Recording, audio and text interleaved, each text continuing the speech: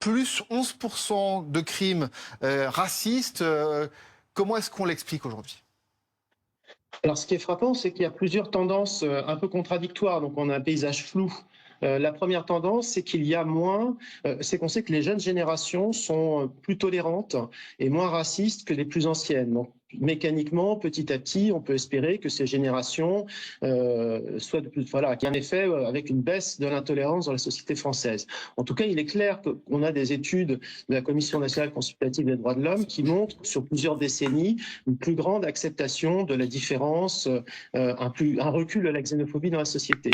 Ça, c'est le premier aspect. Et d'un autre côté, on a effectivement des forces politiques qui jouent sur le racisme, qui sont en position de force. On a un paysage beaucoup plus fracturé, on a des polémiques.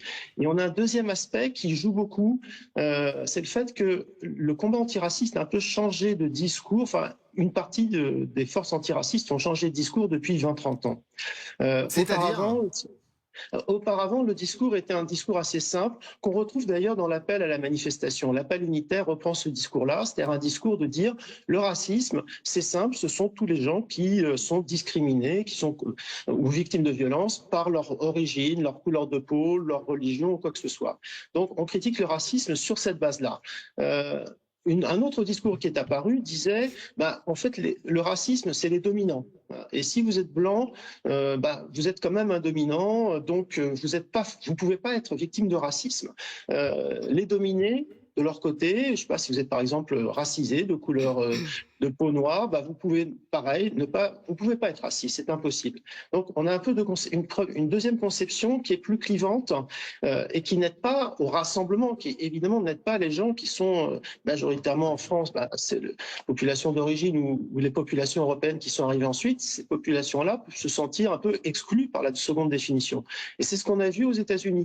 Aux États-Unis, dans le grand combat contre les discriminations, pour les droits civiques, je vous rappelle qu'il y a deux figures essentielles, c'est Malcolm X d'un côté et Martin Luther King. Martin Luther King avec un discours rassembleur qui permet une alliance avec ce qu'on appelle les libéraux blancs, c'est-à-dire la gauche américaine, les démocrates, et ce qui a permis de grandes avancées, des manifestations immenses, son fameux discours I Have a Dream, et d'un autre côté Malcolm X, très, très brillant, mais qui a défendu un nationalisme noir, un communautarisme, et qui, du coup, ce discours-là, quand il a pris de l'ampleur, a coupé les liens entre les Noirs qui se battaient pour leur émancipation et la gauche blanche, entre guillemets, je mets des guillemets partout, qui s'est sentie un petit peu exclue, qui s'est sentie victime de propos très durs contre elle.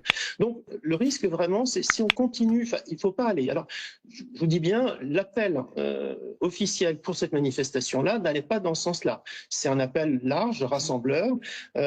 Son seul défaut, on en voit toujours, mais c'est pas négligeable non plus, son seul défaut, c'est qu'il ne pointait pas la particularité de l'antisémitisme.